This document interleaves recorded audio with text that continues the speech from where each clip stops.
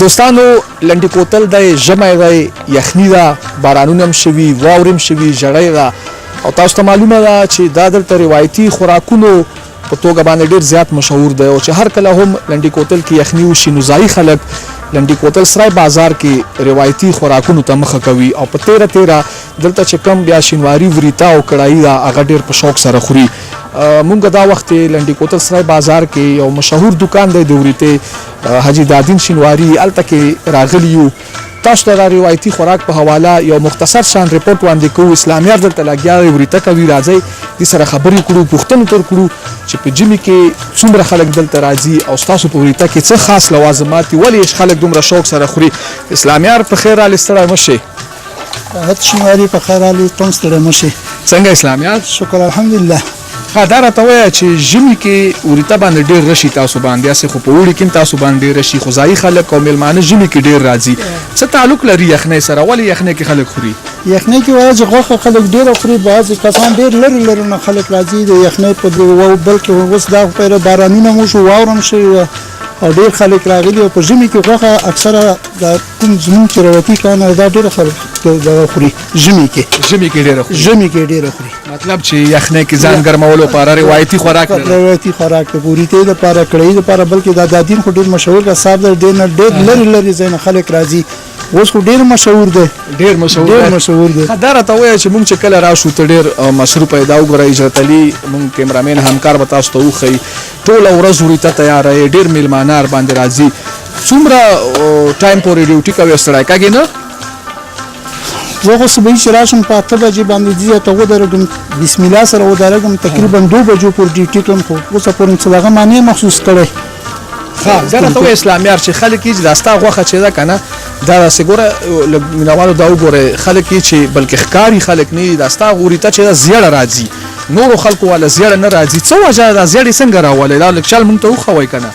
دا خو ما مخکې هم تا ته ویلي چې مونږ له 15 منټه مخکې مالګه ورکوو غوښې له لږ دغه ورکو ټیم چې مالګه ورکو او نه پاسې بیا په دې سکرو باندې کېږو سکرو کې هم چې نیمایه راشي بیا ول ټیم ورکو خو کوم ټیم چې دې غوښې له ورکې هغه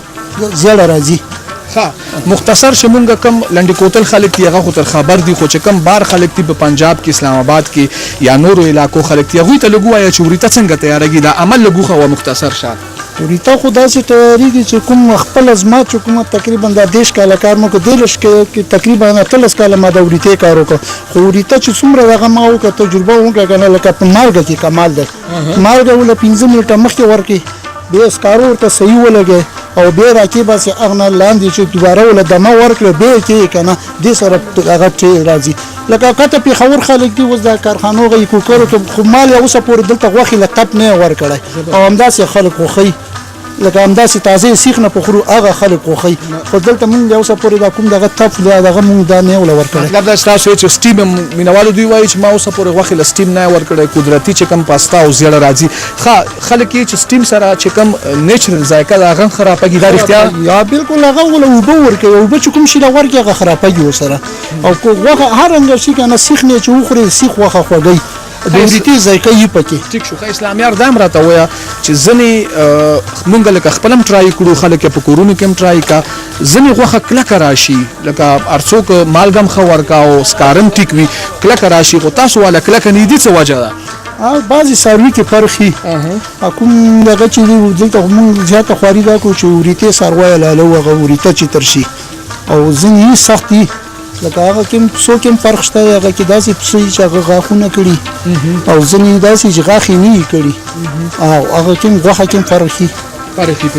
دوستانو پروګرام د خیبر پاس تاسو ته معلومه ده چې موږ وخت په وخت تاسو ته په پروګرام کې د لنډي کوتل روایتي خوراکونو په حواله ریپورټونه وړاندې کوو نن راغلي موږ اسلامیار دلته وریته هم تیارېږي کړایي هم تیارېږي ځایي خلک ډېر راځي میلمانه هم راځي دوی ویل چې وریته یو خاص کمال سره دوی تیاري نو ځکه په دې دکان باندې هر وخت رش وي لنډي کوتل موسم چې کله یخ شي نو بیا ورسره په کسټمر کې اضافه وشي او ډېره خوندوره وریته ده په کار دی چې تاسو راشئ او په ژمي کې یو ځل یې ټیسټ کړئ ډېر ښایسته خوند دی ډېر ښایسته رنګ دی ډېره مننه الله په امان